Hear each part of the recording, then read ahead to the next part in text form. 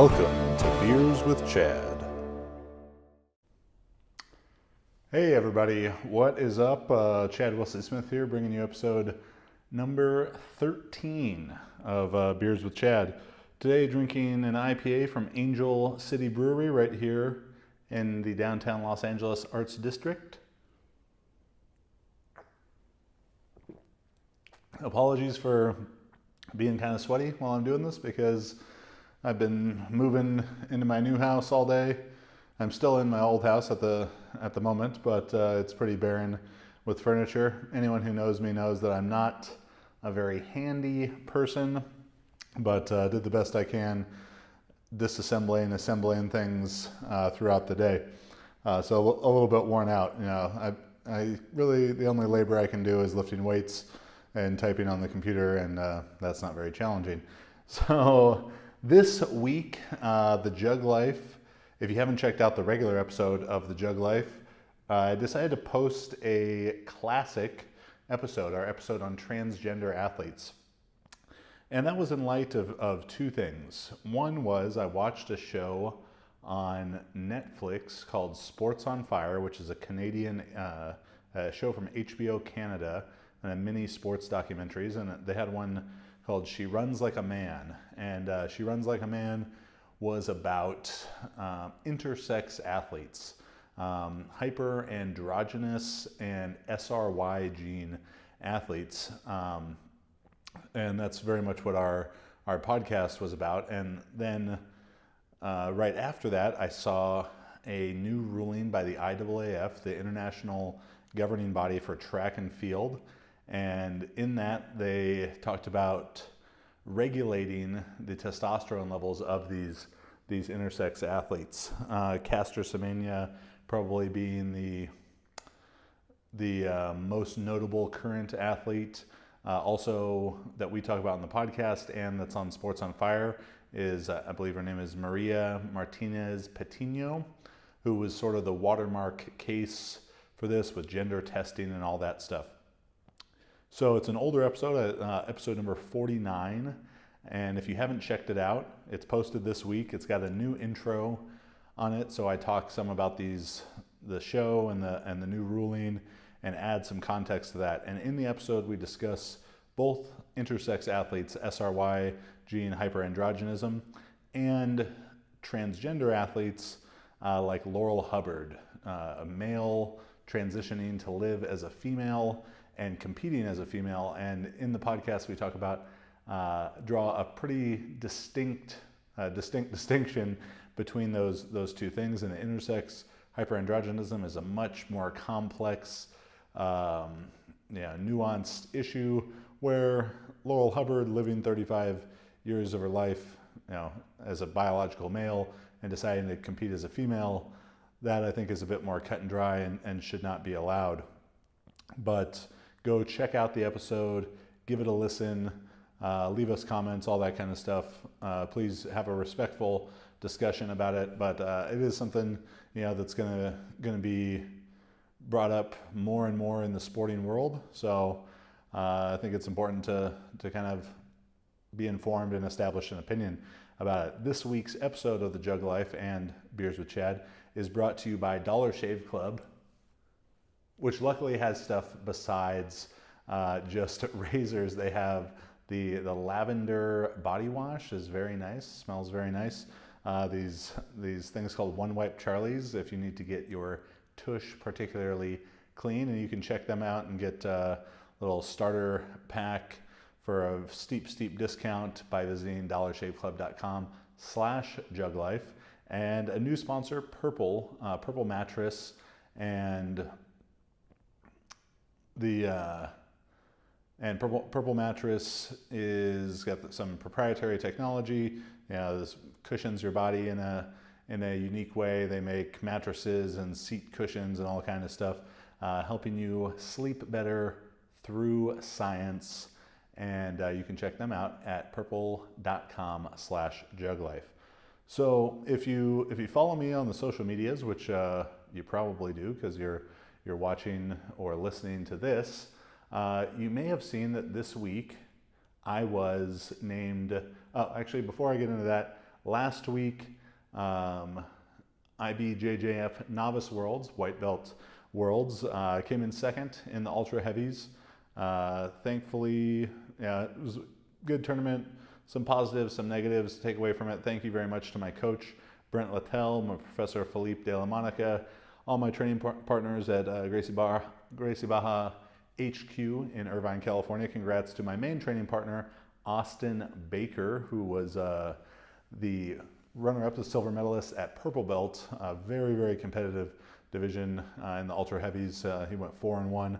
So cool stuff, some things for me to build on, some mistakes. Mistakes, of course, that white belts are gonna make. I felt kind of funny with it because I got posted by Flow Grappling in my first match. I finished the guy by Americana, and all the jiu-jitsu people are laughing because, oh, big heavy guy doing Americana, like what a surprise. Well, if it wasn't a surprise, why was I still able to do it?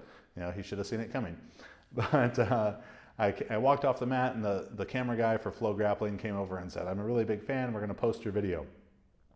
And Flow Grappling has some 250, 300,000 followers on Instagram, and they were live streaming the event. So they posted this video, and people told me, oh, they're like, this is the only time a white belt has ever been posted by Flow Grappling. And then Dr. Mike posted it, and some other jiu-jitsu sites got a hold of it. So I was seeing it. It was more popular than any video clip I've ever posted for my powerlifting, something I've worked years and years at, as opposed to just a few months here in jiu-jitsu. So that was kind of funny, and I'm telling people I feel like the Anna Kournikova of jiu-jitsu, because I'm not actually very good and I haven't won anything, but I'm still very popular. Probably they just want me for my body and my good looks. But it was a fun competition and fun to get some publicity there, and hopefully as I improve I can better earn that recognition and not just be the world's most famous white belt.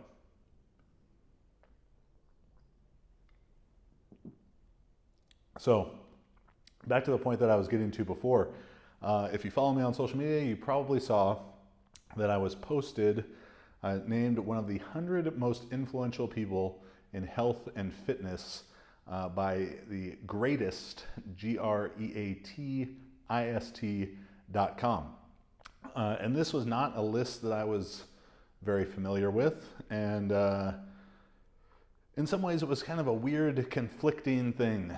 Of course it's nice to get recognized for what I do, and hopefully for some new people to find out about me. But as I'm going through the list, and I was number 94, there's some really, really popular people on this list.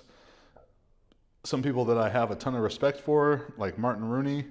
Some people who are tremendously popular, like The Rock was number 5, and great athletes like Matty Rogers. And then there were people it was just like, what the fuck is on this list? Whether that's the Dr. Phil or congrats to Meg Gallagher for being on there. But other what the fuck people, Dr. Oz, Oprah, all kind of people like that. And when I posted it, some of my followers and fans were kind of like upset about the list, about people on the list, and in a lot of ways it's understandable. Where people, that maybe they had a right to be upset, and the criteria for it has to be understood. And taking it from the page where it's posted, and this is the Greatist.com, 100 most influential people in health and fitness. And they said that the things that they took into account, that they were nominated, 300 individuals nominated by the Greatist staff and ambassador network. So thanks to whoever nominated me. I'm kind of surprised that I have fans at that site. I don't really seem like I'd be their type, but thank you to whoever nominated me. And then that they created a scoring system based on growth of followers on Facebook, Instagram, Twitter, and YouTube, number of Google News mentions, number of products created, including starring TV and film roles, brand partnerships, and an estimate of how much each person's career focuses on fitness and health. So that's their criteria, and you can complain about that and do whatever you want. You know, if it's just a measure of how great someone's reach is, so how many people they influence in terms of being the most influential, I doubt that I'm in the top 100 of that. And I think where people get upset is that they don't feel that those are the 100 people that people should be listening to. And it's not the list of the 100 smartest people in health and fitness, or the 100 people you should be listening to in health and fitness. It's the 100 most influential, not the 100 people you should be influenced by. So their criteria is what their criteria is, and I'm thankful, for being included in that, and hopefully some people who normally wouldn't have Juggernaut cross their paths, or a plus-sized, advanced weight, ruggedly handsome gentleman like myself is not their normal cup of tea, or what pops up in their Instagram Explore page. Maybe they can find our YouTube and our articles and books and learn something useful. And I don't want to tear down people on the list, though I'm sure there are some worthy of tearing down. What I do want to talk about is this sort of interesting dilemma that you get into as a content creator, a person in the fitness industry, and someone who's trying to share the best information possible and help as many people as possible, genuinely help as many people as possible, and get that information to them. And the dilemma that arises are lists like this, or the people on the list like this, that I do not deem, and you may not deem, worth listening to. And this list has such big stars on it that I don't think I'm ever going to get to do a collaboration with Oprah, or Dr. Oz or Dr. Phil. And probably after they hear the things I say on here, then they would never then they would never have me on. So I'm blowing my shot right away. But even within the smaller world of the more serious fitness industry, powerlifting coaches, weightlifting coaches, people in the peripheral of those communities, there is what I would say is this exchange of credibility. So anytime I choose to do a podcast or select guests to be on the Jug Life podcast, I am lending that person some of my credibility. And whether I come out and say it or not, we are giving them a de facto stamp of approval that we not necessarily agree with everything that they say, but that we respect where they're coming from, that we think that they're thoughtful about what they do, that they're genuine and well-intentioned in what they're saying and the information that they're trying to share. And that becomes a very tricky place.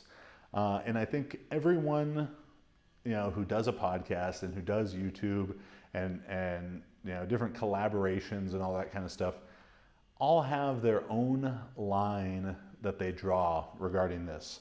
They have their own line of someone that they don't agree with, but that has a big reach, and there's some sort of trade-off there of, all right, is it worth it to me to do business with this person to some degree, maybe not a formal business deal, but to go on their podcast or to have them on mine or to collaborate YouTube? Is it worth it for me to lend them that amount of my credibility for what I get in return? And it's very important, I think, as a viewer and a consumer, to understand that this trade-off is happening for everybody. All right, everyone is going through this, especially everyone who's popular enough to get access to more and more popular people. And to not to paint with too broad of a brush, but more often than not, the more popular people maybe are sharing more diluted information, more easily digestible information. And oftentimes in that easily digestible information, you run into things that are, exactly as I said, diluted. They are losing the true spirit and quality of the message, and how far they get away from that, and being able to make the message digestible without diluting it and without oversimplifying it, I think is a great skill.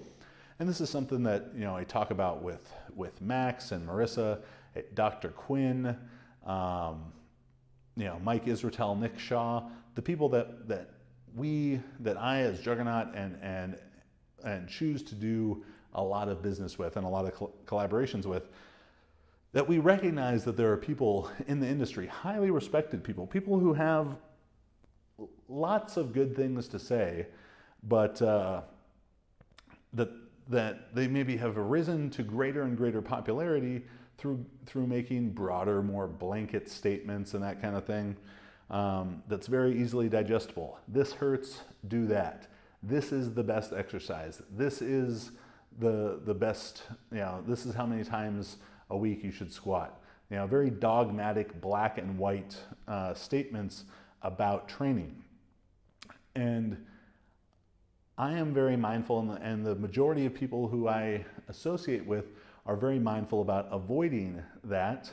And while we may give explanations to things that take 5 minutes or 10 minutes or 20 minutes to explain, rather than just, this hurts, do that, this is the best way to squat, or whatever, overarching statement that can be made, some people, they don't want to take that extra step. They don't want to dive a little deeper with what they're doing. Or they want to, and I understand that, but the thing that you really need to be wary of is people who aren't just maybe oversimplifying things, but people who are, pushing gimmicks, pushing simplistic thinking about training, and there's many more of them out there than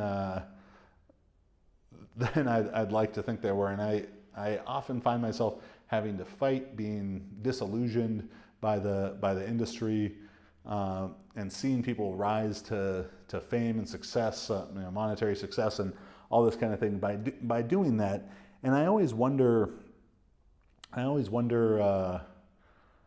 especially when it's, that there are people that I know that do this, or that I'm more acquainted with, and wonder when they're doing it, if people do it intentionally, like they know that what they're doing is kind of bullshit and that they do it anyways, or don't have a great enough understanding of training and the principles and stuff to be able to make that distinction for themselves, and they're doing collaborations and having people on their podcasts or whatever with people that they don't realize are totally full of shit. They're just doing it because they're popular, and I'm not sure which one is worse.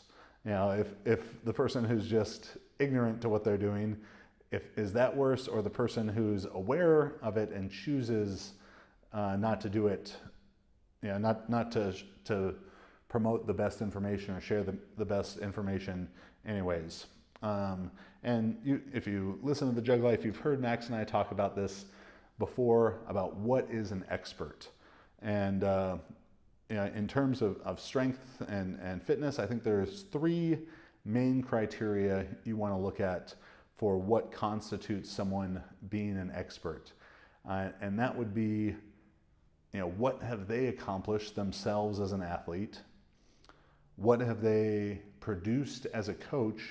And how are they educated, formally or informally? And hopefully you're going to have someone who's checking at least 2 of those 3 boxes. And it's totally possible that someone just has great genetics and they don't understand training and they don't understand how to help you, even though they were tremendously successful as an athlete themselves. probably less likely that a coach is able to be very, very successful without having a great understanding of training, though maybe they're just a great recruiter. Maybe the way that they present their athletes' success is less than genuine. One of my favorites in that regard is people saying, nationally ranked lifters, and it's like, nationally ranked, but what are you ranked? Like, if you've done a meet, you're nationally ranked. So you could say, I coach 100 nationally ranked lifters, and they're ranked, 10,999. They're very lowly ranked. And then the education part, you have people who, they can read every journal article and every study and have a great understanding of that, but have never put it into practice. So that's why you want to be looking for at least two out of three. And if you can find three out of three, that's even better. And I encourage you to critically assess the people that you learn from. And think about this criteria. Maybe even write it down. Who is the best person that this coach has coached? Is it just one person? Is it multiple people? Does the person that this person coaches, do the people that they coach actually do this in meets, or do they just do it on Instagram? That's a big distinction, especially I think in the world of powerlifting and weightlifting. If you have someone who's just making big lifts on Instagram and then they never do meets, or they don't, if they never do meets, particularly if they're doing weightlifting stuff and they don't do meets, be very mindful that the reason they're not doing meets is because they can't pass a drug test. And I think there's some level of being implicit in being an American weightlifter that you are drug-free. So someone being disingenuous in that regard, whether it's actually saying that they are drug-free and then not doing meets and getting drug tested to prove it, or they don't ever say it one way or the other. They just lift and don't do meets. Take that with many, many grains of salt. If it's someone who's coaching, if someone's coaching those people and they're not doing meets, but they're talking about their results in a way that are like, this person is exceeding blah blah blah record, or is ready to beat this record. I can't wait to see him do it in a meet. Be very mindful of that. If they have one person who's great, yeah, that's an accomplishment, but maybe that one person that they're coaching is just, fantastically talented, and they would succeed with a lot of different stuff. If they were a great athlete themselves, of course, that can be just a product of genetics. But critically think about this, and ask them. You don't have to be a dick and ask them, but asking a coach the question, like, who's the best person you've ever coached? It's not like a fucking complicated question, and it shouldn't be. If they have good people, they shouldn't be offended by it. Certainly depending on the tone that you ask it in. So for myself, I have my own powerlifting accomplishments: 23-25 total in reps, 970 squat. At the time, I think it was the 10th highest total of all time of people I've coached. Marissa Inda, and I think a lot of the people that I coach, people want to say, oh, they were already strong. He didn't really do anything. When I started coaching Marissa was right after the 2014 Worlds. She was already a world level competitor, yes. At that meet, she did 270, 176, 341. Next week in Canada, as she defends her IPF world title, she's likely to do over 330 in the squat, 215 in the bench, and 413, 419 in the deadlift. What she did there in 2014, those are now about her 8 rep maxes. So that's a big difference. Andy Huang, I started coaching Andy, he had an 1,800 pound total. Now he's told 2193 in sleeves, 2226 in wraps. Brandon Allen, he started out, it was 2210 or 2215. Then I started coaching him, he went 2303, he just went 2386. We're going to go well into the 2400s in Australia. Kristen Dunsmore, over 100 pounds on her total. Walker Bradshaw, over 250-ish pounds on his total, and I could go on and on. ask them that question. It shouldn't be an offensive thing for a coach to say, these are the best people that I've coached. If they can't say it, what's going on there?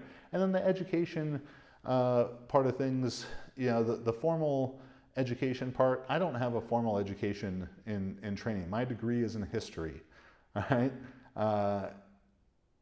I think that from watching and reading our content, you can tell that I've taken the time to educate myself about the more scientific side of what we're doing.